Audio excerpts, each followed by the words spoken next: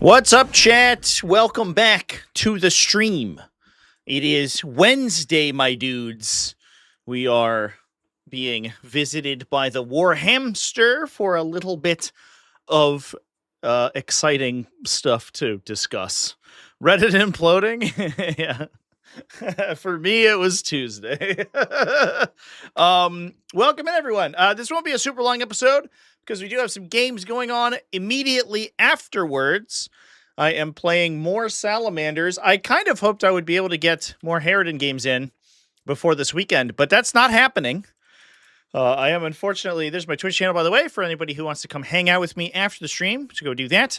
Unfortunately, I'm a little time crunch this week because I am going to convention on Friday. If you're at Captain Con this week, then I'll be there both for the 40k event where I'm playing the big hairy Dan man himself, but also I'll be there on Friday. We'll be doing some Breachstorm.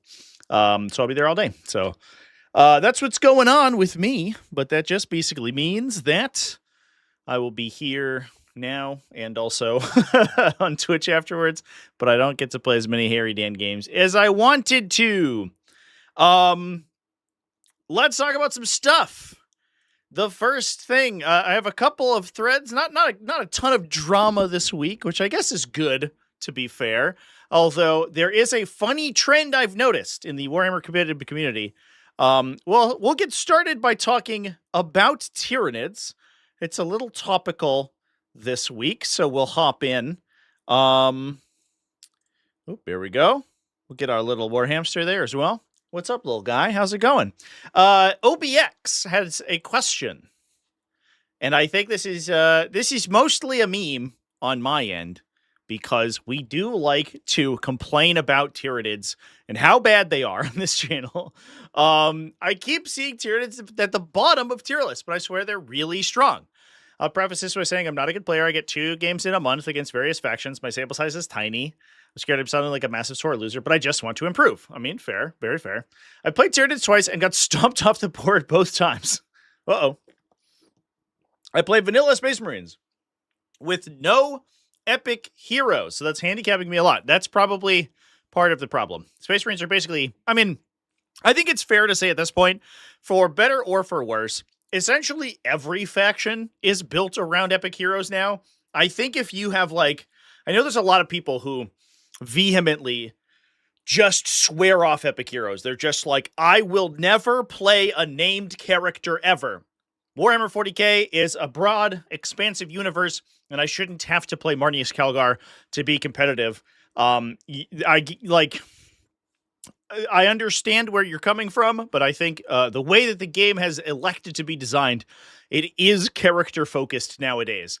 I think you go back to the early days of, like, 5th edition, 4th and 5th edition, and the game was much more free-form. The idea was that you constructed your own characters, especially in 8th edition, for example, when you could literally build builds for them. It was much different, but nowadays it seems, I think that the design of the game has swung to the point that it is epic hero focused, and to some of that is due to game design.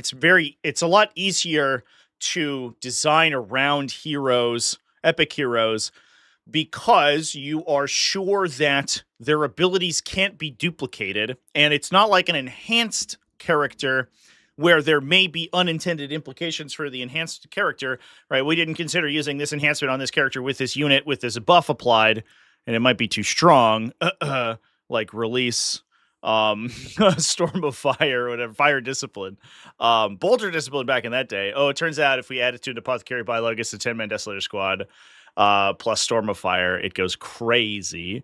Probably we shouldn't have done that. Or a Biologus inside a aggressor squad. That was the other one. That got really powerful, and you don't have to worry about that so much with epic heroes because you can't attach them to any character, so you know exactly what combos are going to be used for. The other thing too is that I think it's a marketing standpoint. Epic heroes are like very powerful. People, like human beings, is like sort of on an instinctual level, tend to resonate with characters.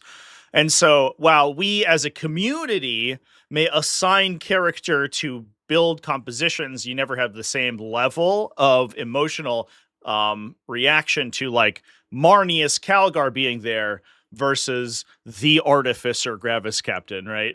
Like the Artificer Armor Gravis Captain is a little piece of shit. He's a tiny gremlin. But he's not Marnius Calgar. Like we can, despite the fact that those two are like mechanically, it's a character with a set of abilities and they do a thing.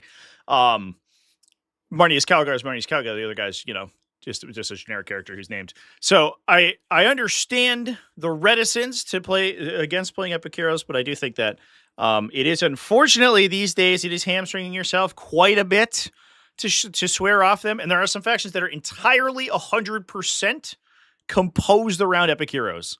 I think Demon's a good example. If you play Demons without Bellicor, oh my god, is it a harder game?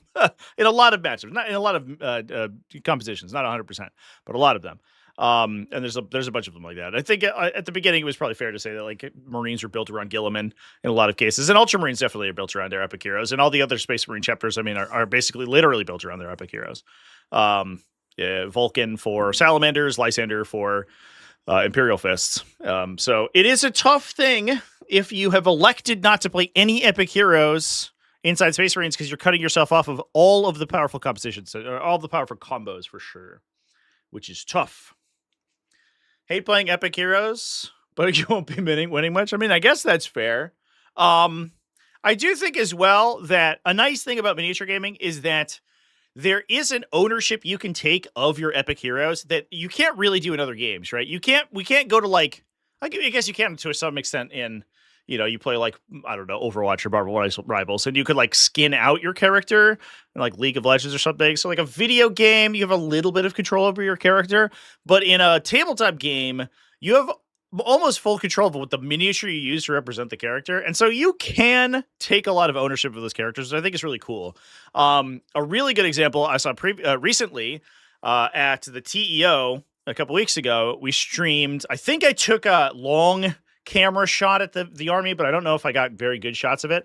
But there was an Ultramarines army that played all its Victrix Honor Guard were like iron armor guys with like big like breacher shields and big like omniscient axes, and then Robute Gilliman was just Ferrus Manus. I was like, that's cool. That's a sick army, dude. Everything, like, you could immediately tell what the thing was. Oh, the big unit of 6 dudes with axes are Victrix Honor Guard. I get it. And the Primarch is the Primarch. I get it. It's easy to read on the table, but also it has this cool effect as well. Thanks for the channel membership, Jimmy DeWitt. Welcome in. Appreciate you. So yeah, anyway, we're talking about Tyranids. Tyranids, fortunately, they don't have as much as this problem because they don't have that many epic heroes, but, you know, it is what it is.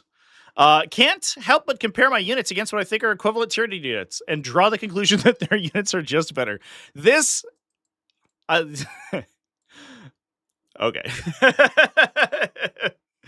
I don't want to like laugh at someone who I think is clearly, I would say probably newer to the game. It seems like, but it is an interesting take. I guess if you refuse to play any of like the really cutting edge stuff, like it's like I will never play Ultramarines, for example. I guess I get it. You know, we don't have double oath, and we don't have like a million like -1 to wound and +1 -1 AP targeting your units and all this stuff. But that is a interesting sentence to read, because I think the general consensus is that Tyranid datasheets are very far below the curve. They make up for it with extremely low points values, and in a lot of cases, and you know, some interesting abilities and stuff. But I think you'd be hard pressed to find somebody who's like, yeah, Tyranid datasheets are too strong, which is interesting. Yeah. Compared to a Maleceptor, which is 170 points, the main gun that's D6 plus 3 blast, AP2 damage 3. Meanwhile, T11 was 16 wounds. I don't think that's right. It's 14. I think, right? They're 14 wounds. I don't know why I'm second guessing myself. They're 100% 14 wounds. Maybe the part of the reason he has struggled with his Tyranids is that his opponents are just cheating. Yeah, that's a 14 wound model right there. Okay. It's like, yeah, dude, my Maleceptor is 16 wounds. It's fine. Is it? Interesting. No wonder you're having so much trouble. So it's only two wounds more than a Redemptor Dreadnought, but it trades the 2+ armor save for a 4+ invulnerable save, which is in many cases a side grade. The 4+ invuln is better against super high AP, like once you push AP 4, but the 2+ armor is good against like AP 1 and 2. So I don't know. It's mostly a side grade, and then they're basically the same against AP 3 in a lot of cases.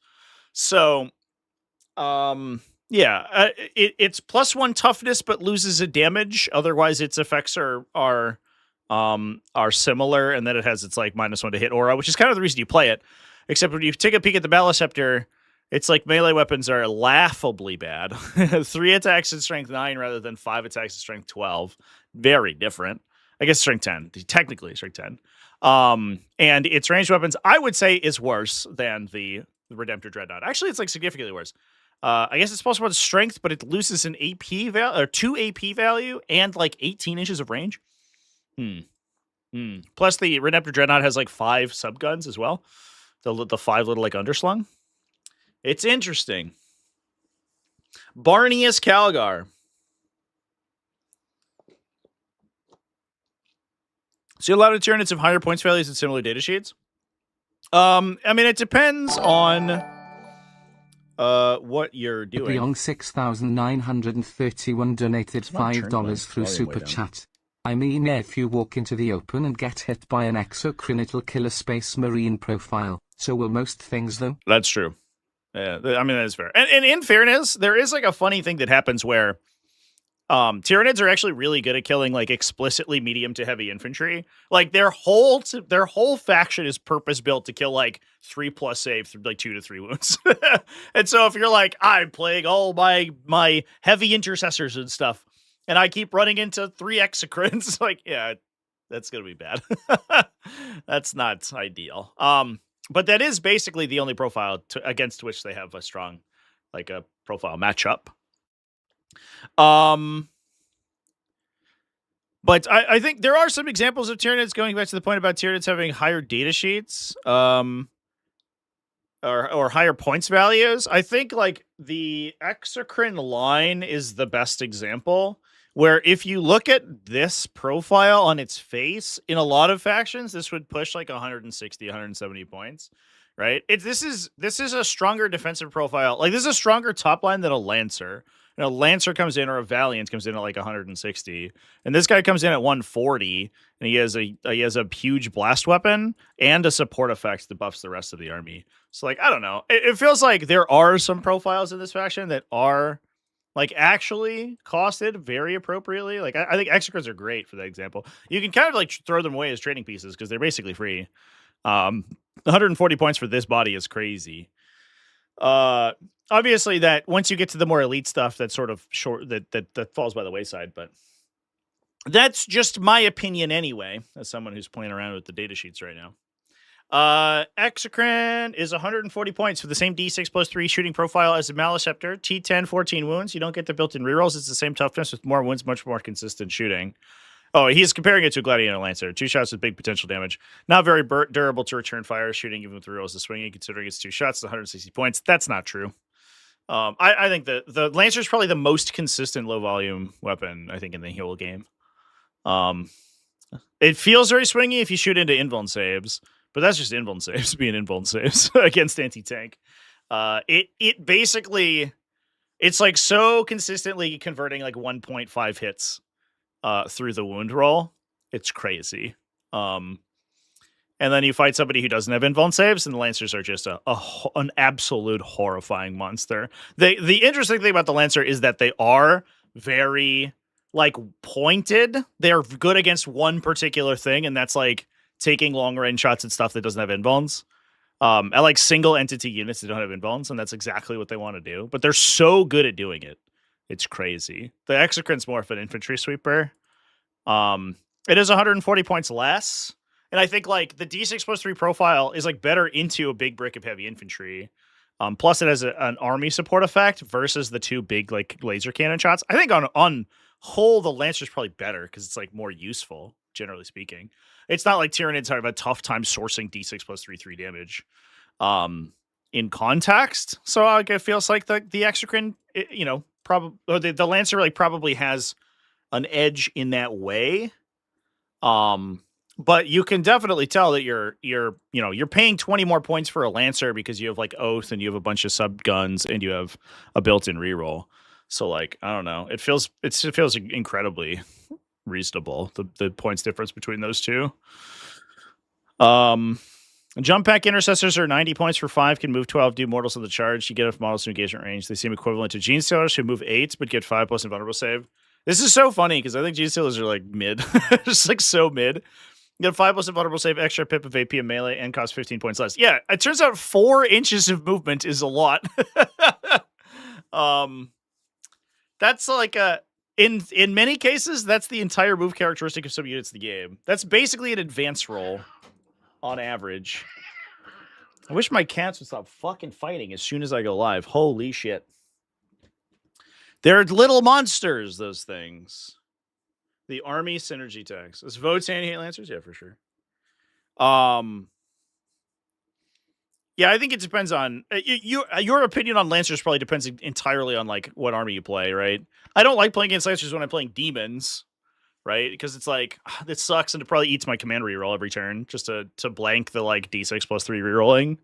But they don't shoot me turn 1 because I can like deploy in the open. I have Bellicor. And then, like, there's a non-zero chance if they put 1 wound through that I just 50-50 out the big hit. So it's, like, not that great. But like you're saying, Votan, other Space Marines, all of these matchups in the Gladiator Lancers, like this unholy terror. It's like, so pointed in its one good one good matchup that, I don't know. It doesn't feel crazy. And then you hit, like you're saying, like, orcs or whatever, and it's like, all right. They're still okay at infantry sweeping. It's not nothing. They shoot 14 times, plus an Icarus rocket pod, plus the laser. So you shoot like 18 on average, which isn't awful, but it certainly is no like Reaper or Repulsor Executioner. Combi Lieutenant's best action monkey in the game. He can be charged and killed easily if you extend him out to score those secondaries. Can he? I'm not sure, man. I just don't know about that. This man has a reactive move. Setting him to be charged is tough. There is definitely you'll see very, very strong Space Marine players, and this is something that I don't do, and I like probably should. You'll see some strong Space Marine players who will literally just not score secondaries with their Combi Lieutenant, because like I could walk out in the open and score establish for 2 with my Combi Lieutenant, but my opponent can pin him and kill him. So I just won't, and I'll discard it at the end. And then they lose 2 points, but they keep a Combi Lieutenant, and your opponent like continues to have to pull their hair out by dealing with that. I think the other thing too is like if you play transports, the Combi Lieutenant's stock goes way up because he can reactive into transports. That makes him like super hard to engage with. I I think that's probably just a play experience thing. Like knowing where to place the lieutenant in a position where he can continue to gain value but doesn't just die immediately. He's not like a scout squad where you chain the scout squad out to do turn 1 actions in the middle. Doing that will usually you'll lose him to a gun or something. But if you play him around the flanks where it's harder to get inside the 12-inch bubble, he's just pure value. Lictor has 2 higher toughness, 2 warm wounds, fights first, so you have to get close to shoot him, which is easier said than done, with so much terrain on the board for it to hide behind. Oh, hi, kitty. Are you feeling bullied? You want to come up? My poor cat. She's being bullied by her sister. I mean, Lictors are probably... Is it... In fairness, this is probably like a reasonable crash out. Is it reasonable to say that Lictors are the best datasheet in Tyranids? It's probably not like that crazy. They might be one of the best like infantry units in the game. Like as like just infantry in general, like lone op, T6, 6 wounds, fight first, lone op. Like what is happening here? It is wild comparing the Lictor datasheet to the rest of the faction, because it feels like you're holding in your hand an Adeptus Custodian. And then you look at the rest of the faction, you're like, who are all these fucking idiots? This Lictor's so good. I think I understand this for sure. You just look at Lictor like, how is this possible? And he's 60 points? What the fuck? That's crazy. And I can't charge him. He'll kill me. How is this possible? I get it. I don't know. I get it on this one particularly. I think the Lictor's actually really good. And it's not epic, so you can have more than one. And there's 2 versions of it. You can have 7 of them. You can have 7 Lictors if you wanted to. If you take the 3 Neros and the 3 regular Lictors and the Death Leaper, and you're just like, I fill the board with lone operatives. They're everywhere. Nowhere is safe. Plus, they have a datasheet ability. Do you know they have a datasheet ability where they free rapid ingress? Nobody remembers that shit, but it's there. Certainly there. Biovores are best. Oh, yeah, it's true. It's a Biovore. Yeah, that's fair. Lictors is a close second. Yeah, I think that's very fair. By the way, I painted a Neurolictor last night, chat. I was bit by the bug. No pun intended. Here's my Neurolictor. Let's see if we can see him. Oh, will he render? No, not really. Oh, there he goes. Look at him. Ain't he pretty? I painted Tyranid Prime too. I'm much happier with the Tyranid Prime. But he doesn't, I don't know, he's more boring. It's just for my warriors to hang out with. Will I focus on him? There it goes. Oh, yeah, look at that. Let's go. Showing off my Tyranids. I forgot how much I like my Tyranid color scheme, by the way, chat. It's really fun to paint, and it doesn't take too long. I made it up when I was a little kid, and I've never changed the formula in like 20 years. And I was really happy with it when I first started doing it.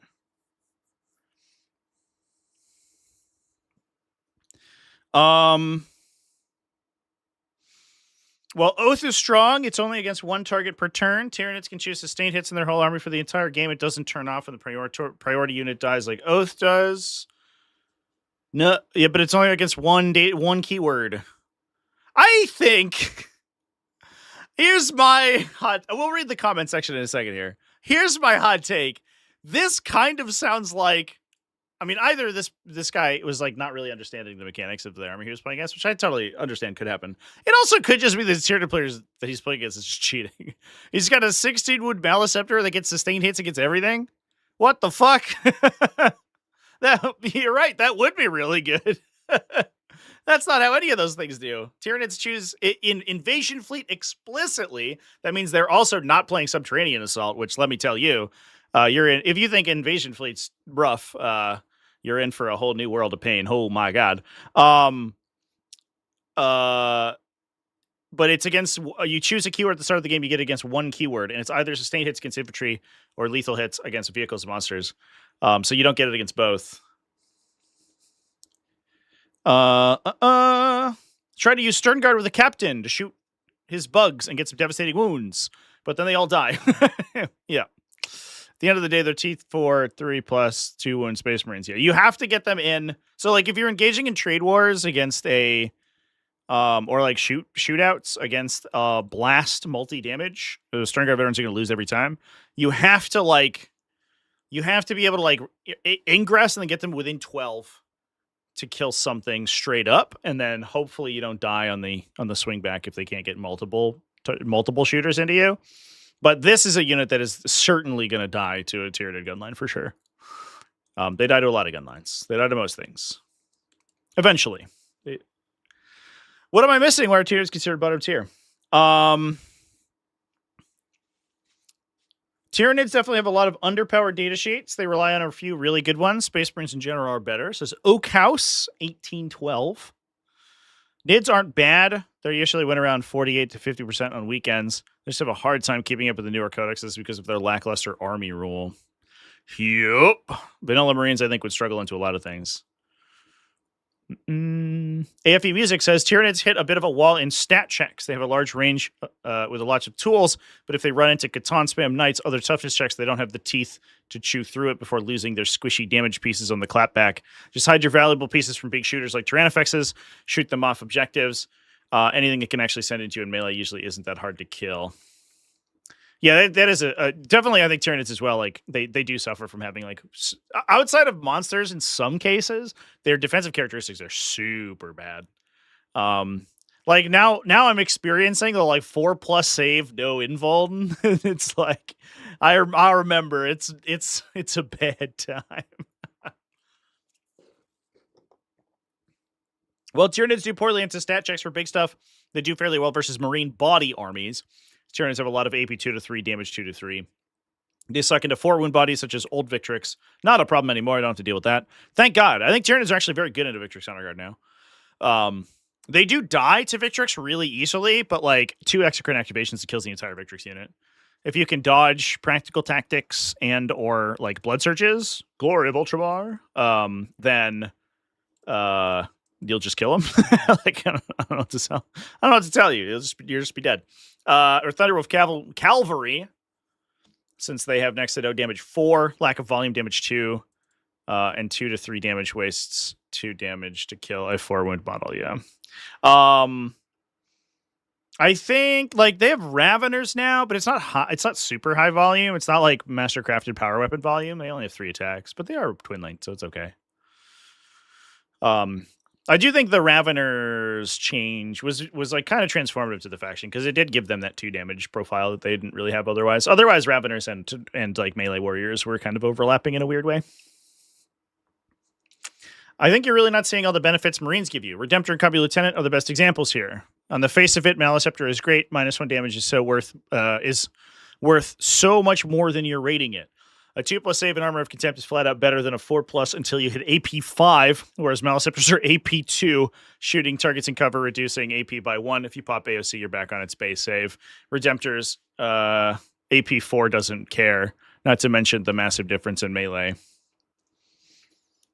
Combi Lieutenant isn't good for his profile. He's good that he gives your whole army rerolls on an objective. It's nuts. All the benefits of Lictor don't matter for the job it's doing, giving reroll scoring points.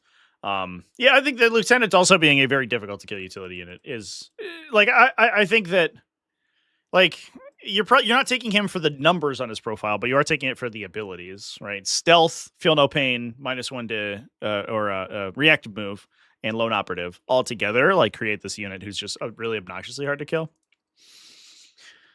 Nid's army rule is a once-a-game battle shock rather than once-a-round oath. The sustained hits are from their detachments. Marines have generally have the best detachments as well. Tyranid Monster Mash is a bit of a skew. It's a bunch of solid data sheets, but doesn't really go much further than that. Well, Marines give you a tool for every single situation and enough buffs, synergies, and tricks to let most units do what they want to do. You're just missing some of the game's most useful abilities because Tyranids have slightly better stat lines. Yeah, and you're also comparing Tyranid stat lines to like the most mid Space Marine stat lines. It's like my Sternguard veterans can't compete with the best things in your army. And you're like, yeah, I mean, that's probably just going to be the case. Unfortunately.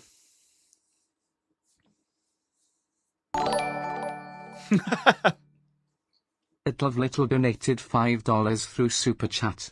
Have you thought of tried or managed to give any of your Tyranids a tortoise shell? For the memes, eh? It's definitely been floated for sure. I think at one point I was gonna make a horror specs out of like one of the big turtles from Idoneth Deepkin, but then 10th edition came out and I just really didn't give a shit. I didn't want to play Tyranids at all. So definitely it's been floated. I'm probably like, I don't know, I'll just gonna kit bash something at some point for sure. Thanks for the super chat, by the way. So guy over here just fixing everyone's misuse of your. Thanks. We appreciate you, bud. You're definitely helping it out. As a Tyranid player, Torolf says, I'll give my 2 cents. Tyranid's very good at playing the mechanics of the game, trade models for points very well, move blocking, sniping objectives for a turn. With 20 OC worth of stuff, maxing out secondaries, all good. Holding back anything other than your home plus natural, forget it. Opponent brought a stat check army. Cool. You get to keep your stuff forever. Fights first, cruises over. Things like Blood Angel's ability, threat, and rapid ingress plus heroic into a turn to charge. Monsters a little bit squishier than all other similar units from other armies. Our stuff does a little bit less damage. Might be cheaper in some cases, but that still means you have to expose 2 units to kill certain profiles instead of 1. I find the army very fun to play. It doesn't feel nearly as strong as when I pick up Thousand Suns. That's like such a wild take too. Because in my opinion, chat, Thousand Suns are ruinously mid. And it's like crazy for someone to say, like, I think it goes to show, like, I don't know. I think like how much Sarah's struggling when you're like, I picked up Thousand Suns and it feels so strong. You're like, Thousand Suns? Like, all right, I guess so. Sure. Thousand Suns are at this point are like this perennial like 3 and 2 X and 1 army. But yeah, I mean, I guess Tyranids are a 2 and 3, so there it is. Power-wise, they're fine. They're not dominant, and they're not especially weak as they have a lot of tools to play the game. I think they're generally pretty fun. Their data sheets getting a bit softer, surviving it less than you expect is workable. It kind of feels like we're just like like lapping this guy, I guess. I don't know. He's just like, well, I don't find it an issue that my warriors die immediately. Okay. Fair enough, I guess. So I thought that was an interesting discussion. I think I totally get it, and especially, I think what's probably happening here is that the OBX, the OP here, is imposing restrictions on himself that makes it difficult for him to accurately assess the matchup, right? Because you're like, I can play Codex compliant Space Marines, and I play into Tyranids. And if you're on like Ultramarines, if you're on like Blades of Ultramar Gladius Task Force, you're like, sweet, free win. This is fun. Even if you're on like Salamanders or like, I don't know, I hesitate to say like Hammer of Verhernii, but even something like that, you'll be like, I'm probably pretty heavily advantaged here. If you're like, I play none of that stuff, but my opponent is playing cutting edge meta stuff, I think even regardless of faction power, you're always going to struggle in that case, right? If I am restricting myself to playing like B tier beam archetype, but my opponent's playing like meta, then I'm going to have a tough time and I have to outskill them, right? But it's somebody who seems like they don't play super often, so outskilling their opponent's probably going to be difficult. And then also like they're bringing, it seems like, we're using 10 Sternguard with a captain into a bunch of blast weapons, and that feels like it could be problematic. So I think in this case, what you have to do is you have to go back and be like, which units performed and which units didn't perform, and analyze why that happened. And you're like, man, my Sternguard we just can't trade into Exocrines. And you're like, yeah, that might be the case. I think that's probably just what happened. What is good into Exocrines? Oh, it's Lancers. So what we should be doing is downplaying the use of our Sternguard veterans to trade with heavy monsters. That's just never going to go your way. But if we can force the Sternguard veterans forward force the Exocrines forward into our utility stuff, we can kill them with the Lancers, and then it's fine.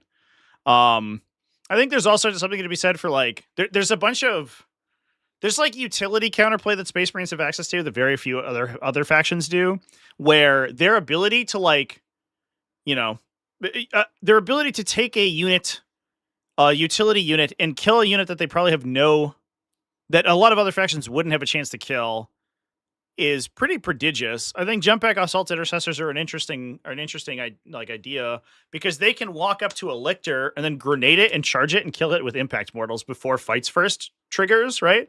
You could do something similar with like Invader ATV, right? You get a 60-point utility unit with a multi-melta on it. Like you can just run that thing up to a lictor and oath it and he one-shots it. It's like very consistent.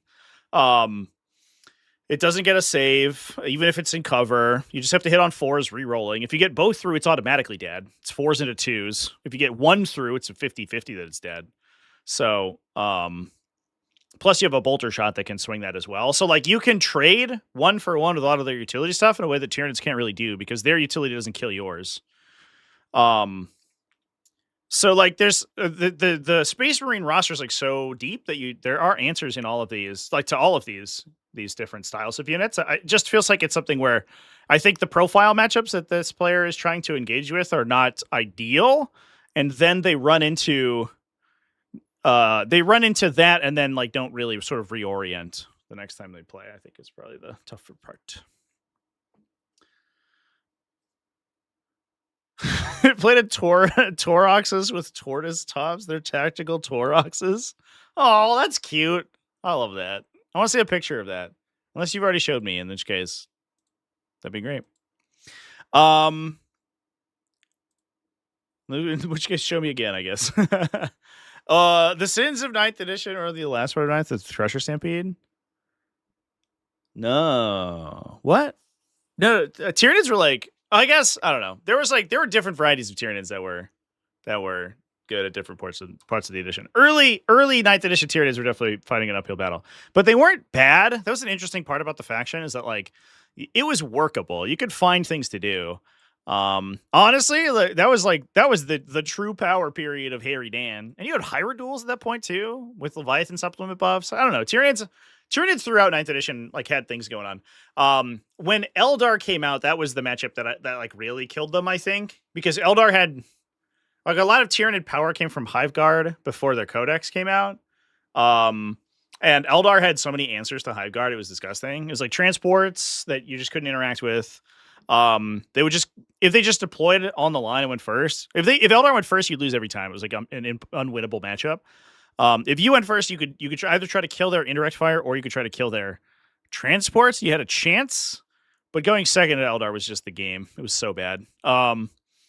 So like up until the Eldar Codex release, I think Tyranids had pretty good results in 9th edition. I mean, they had stuff they were going on.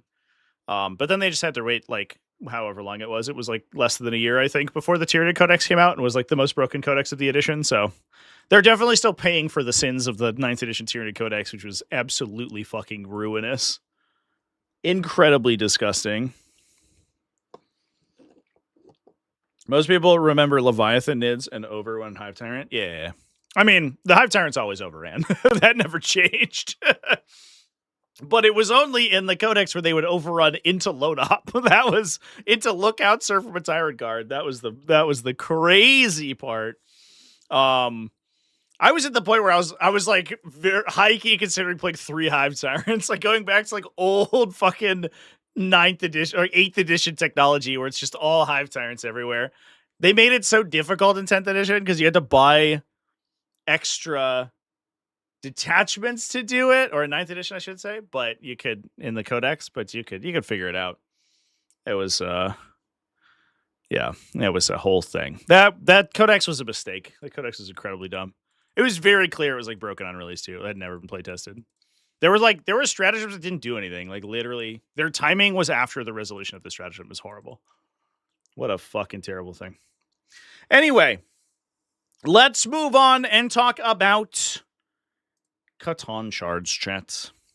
There is, and I don't really have context for this because I was basically just like scrolling through the Reddit the other day and I noticed that there's a bunch of these threads and I don't know what they're referencing, but apparently, here's what I have from context. Apparently, so I guess there is a rule on the thing that says, we can pull it up if we go here. Oh, hello. There is a rule. I think that is basically just says like It's in here somewhere. Like, don't be like a doomer, I guess, basically. As I don't really know where the rule is. But I guess it's a guideline where non-constructive balance whining. This is the rule. Here we go. There's a rule that says don't be a doomer.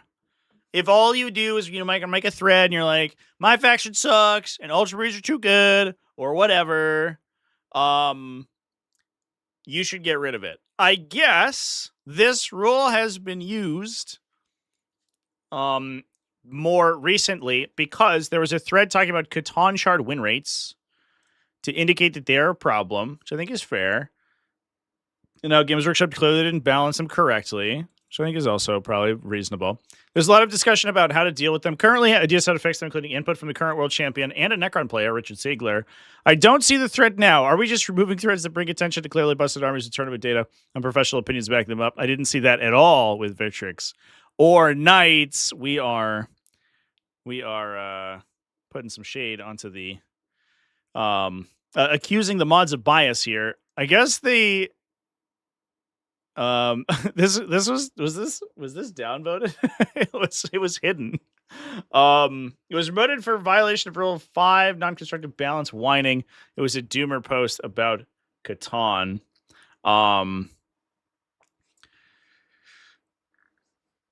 Interesting. I guess like to the point of what the original thread was, if we're talking about, this sort of balance stuff, is that I think it's pretty clear just based on play and win rate that like Necrons are slightly overtuned. I think the same goes for Ultramarines. We could nerf both of them slightly and the game would be in a much better spot. So I think it's probably fine. However, we haven't done that yet. So I don't I'm not 100% sure how constructive it is beyond talking about specific like answers.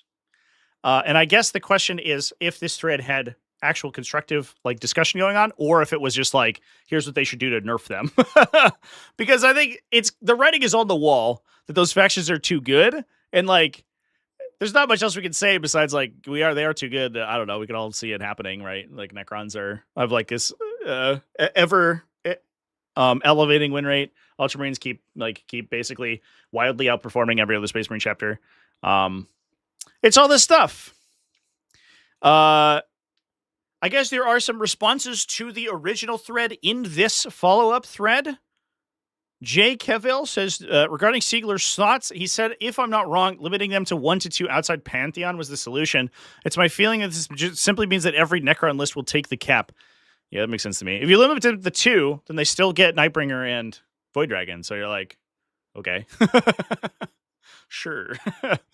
To me, even if this puts the army in a fair spot, it's clearly undercosted, especially Deceiver. I'd prefer to see units be basically appropriately costed for what they can do throughout the game. This is the only way to have real diversity in list building choice. This includes the Lights of Marneus Calgar too.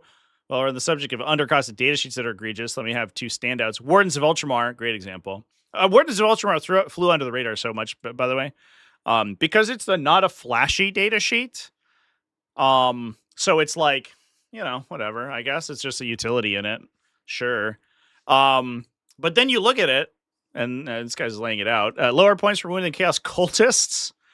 Wardens are 4.5 per. Cultists are 5. 4.5 is, I guess it's like close to, it's like a Neurogun. It's a T36 of save.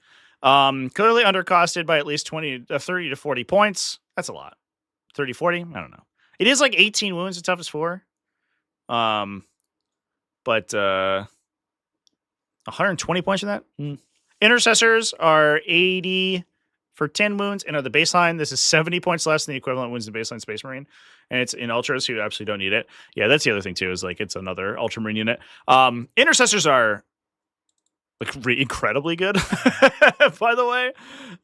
Intercessors also just shoot people to death. And I don't know if you can say that so much about the Wardens of Ultramar. They do have 1 million melee attacks, which is kind of weird. But intercessors are like, they shoot 21 times, right? For an 80-point OBSEC unit, and they have rules on their data sheet. I don't know if like costing them in line with intercessors on a points per wound base makes sense, Because I would say that Wardens are better defensively, but have worse. They have less going on, right? They don't do damage that much. But it certainly, I don't think it should be comparable that you have a unit that's like literally twice as hard to kill that only costs 10 more points, for sure. Necrosaur Amintar. He has 6 rolls, a great style line, cheapest and fast. He's an auto include in every single Necron list and probably worth 205 to 220. I think a lot of people say 180. It's probably the case. Certainly better than a Demon Prince. Might also be the fact that Demon Princes are a little expensive. I don't know. Demon Princes for like a Strength 8 AP2 is like you're paying like upwards of 150 points.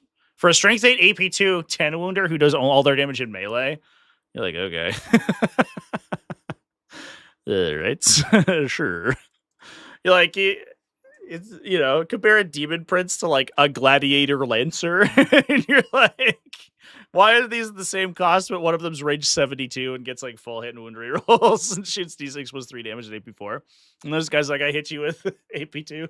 I don't know. It's like weird. It's weird. They oftentimes overcost like the offensive melee profiles in a lot of weird ways.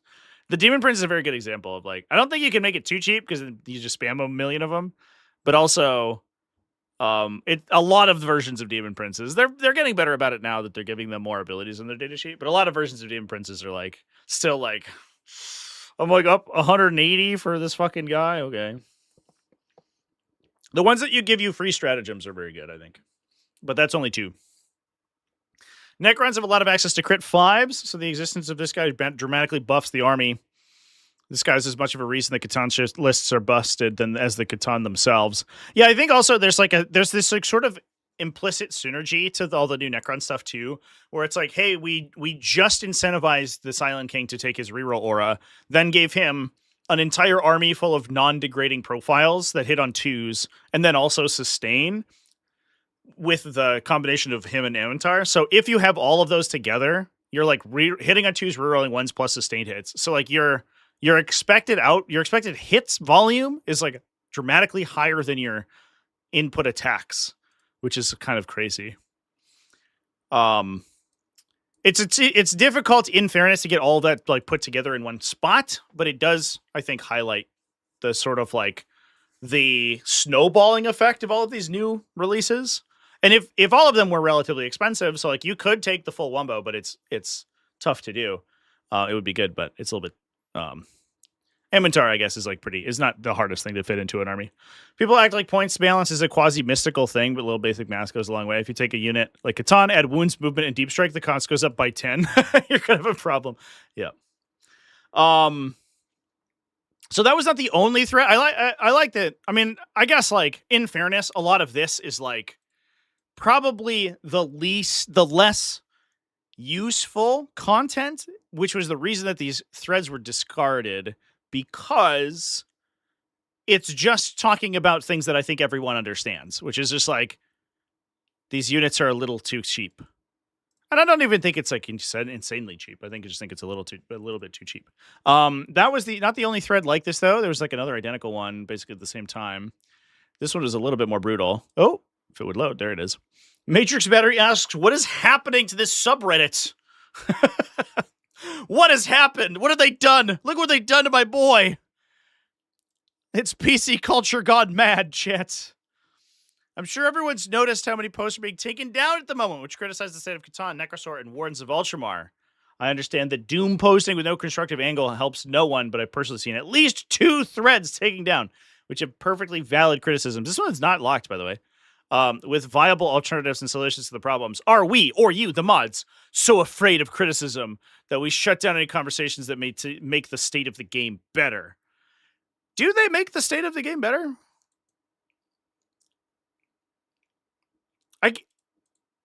I guess it is entertaining.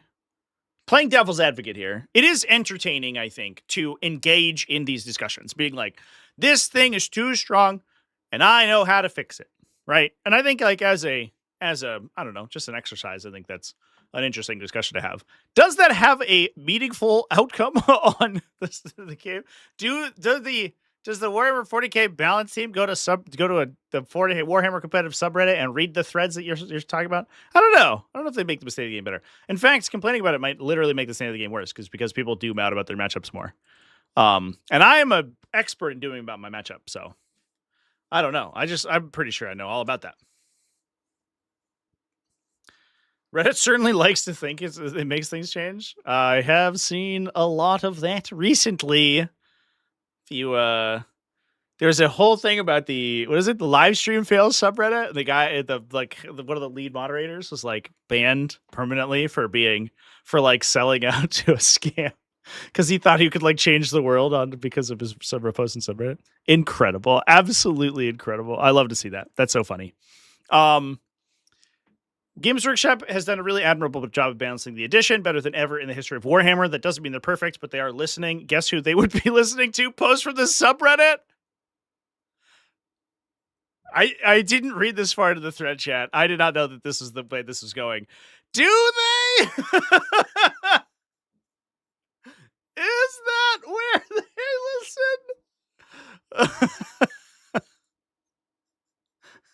listen?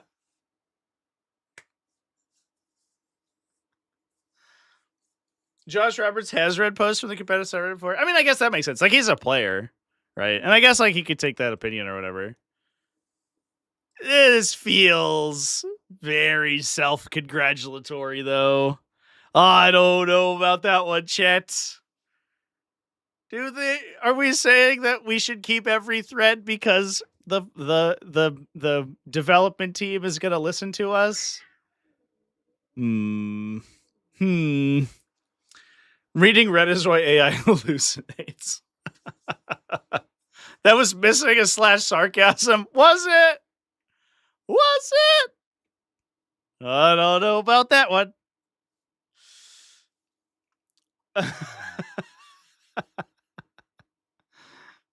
Oh my gosh. This is incredible. This thread is much better than I gave it credit for. Shutting any conversation down about what's wrong with the meta right now is actively disrupting the chances of it being fixed. There's literally, chat, I don't know if you knew this, there's literally no other way to tell when a game is unbalanced besides Reddit threads. That's the only resource they have, and you are starving them of their data points. Nowhere else could they be looking for these trends besides Reddit. It's vital that we stop the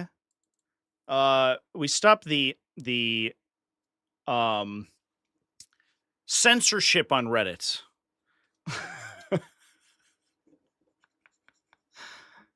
Oh my gosh. He said bingo. It's obvious he's right. So mods, can you please stop shutting down conversations? We are all here to learn, though some people are more grouchy than others and don't actually want a solution. Most of us do. And if you keep blocking every post that makes you feel uncomfortable, the game will be worse off for it. I don't think the admins feel uncomfortable that you think Necrosaur Avatar is overpowered.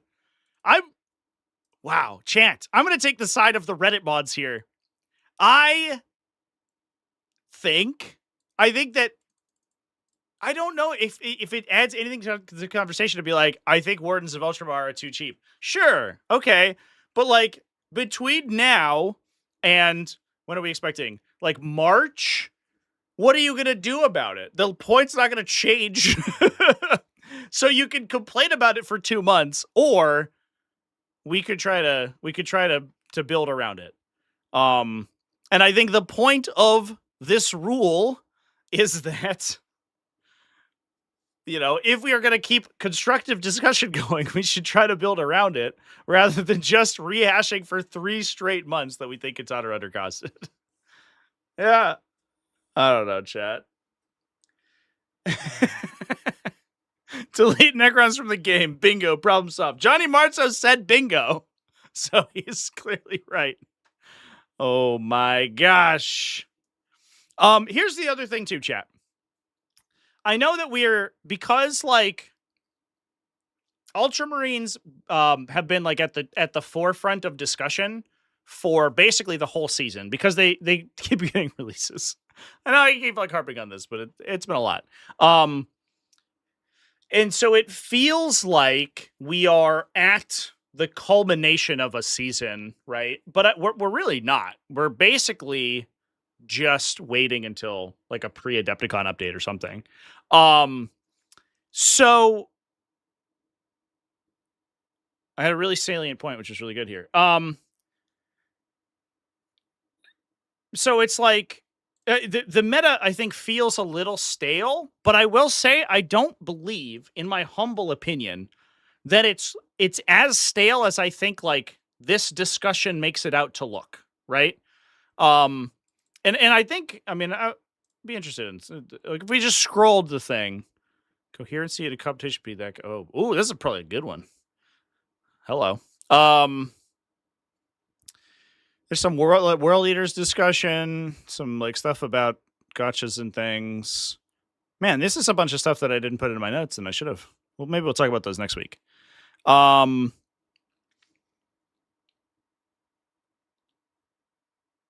Win rates from last 2 weeks. Something about Catan shards. Something about something Ultramarines. There's mostly people sharing content for the most part, I guess. Uprising Adelaide and stuff. I don't know. Looking at ways to deal with Catan shards and Victrix, normal stuff. But I think like focusing so heavily on these discussions puts you in the mindset that this is the only thing to beat, like if you're playing competitively right now. And clearly, right, if we look through our event results, that's not the case, right? If I like pull open my video from Monday, Necrons and Ultramarines are like the highest per. I set my audio really high, apparently. Holy shit. If we look through like undefeated armies, the breadth of representation is huge. There's like a push towards like Marine factions and Necrons, but like there are multiple other factions with multiple defeateds. There's a bunch of other shit going down. And I think it's great. I don't know. I think that the metagame is much more open than people give it credit for currently. And it probably does a disservice to the fact that there are other factions that are able to compete. If all you do is talk about Necrons. And I think that's kind of the point.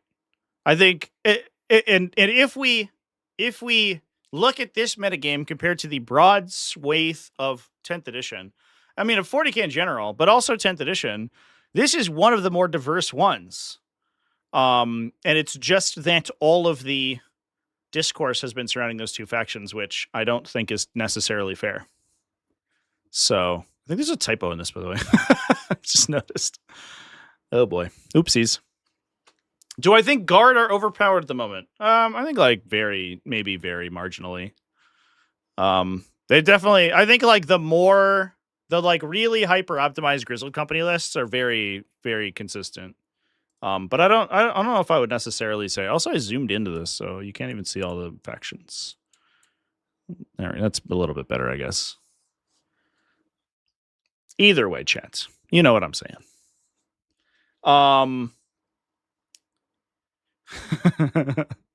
The army's only won because of the additions of Kazan spam. Yeah, the Death Guard and the World Eaters and the Eldari Seer Councils that are winning, only good because of Catan. Guard have been very good all edition. Yeah, I think that's generally the case. They've been very consistent. I think we streamed Guard yesterday, and Ash C had a very funny point about Guard, which is like she was like, the strongest defense that Guard have against nerfs is their own player base, because like Guard actually have unironically it's like almost unbeatable builds, but nobody plays them. Yeah, fair enough, I guess. That probably does happen. Necrons right now are both egregious than both Imperial Knights and Death Guard were. Yeah. The Necrons right now are less egregious than factions that came out within the last 12 months. Right? We're not even talking about it release 40k. We're talking about the last 12 months. Death Guard was like brutal. And people forgot about it already. People forgot how disgusting that was. It was like every week was like, cool, fucking 10 more Death Guard players won. Every single final result was Death Guard winning big events. It was like, oh my God, I'm going to die. That was absolutely brutal for the limited amount of time that it remained unchanged. It was disgusting. But then they changed it and it was better, and we are on a good meta now. So I don't know, chance. I think that's my piece. And that's what I have to say about it. I do think that there is a point. The points being brought up in those discussions are correct. I think that's up to the development team to fix those. A very common saying in game design is that players are good at identifying problems, but very bad at fixing them. And I think that, I guess, assuming that your discussion on a subreddit is instrumental to the game's balance is a little copy. And so all we have to do for the next 2 months is try to find ways to kill the Catan Shards and the Victrix Honor Guard. It's difficult, but it's not impossible. And then we'll be fine. And then we just coast through and hope for the best. And we had a whole discussion last week about how to kill Catan Shards. And I think it was very constructive. And we'll probably do something similar next week as well. So anyway, chat, I am going to go ahead and wrap up and go over to Twitch because my Twitch game, I think I am a minute late for. So we will have to get that going pretty soon. I'm going to play Salamanders into Thousand Suns, which will be cool. So please come hang out with me for that. Here is a link to my Twitch. Come hang out. I will be live there momentarily. Thanks everybody thanks everyone for coming and hanging out. Am I streaming this weekend at Captain Con? No. Am I streaming the Green Dice Tournament on February 7th? Yes. To answer your questions. In fact, after this, you'll be sent to the stream event for that exact event. All right. Cheers, everybody. I'll see you over in Twitch. Have a good one.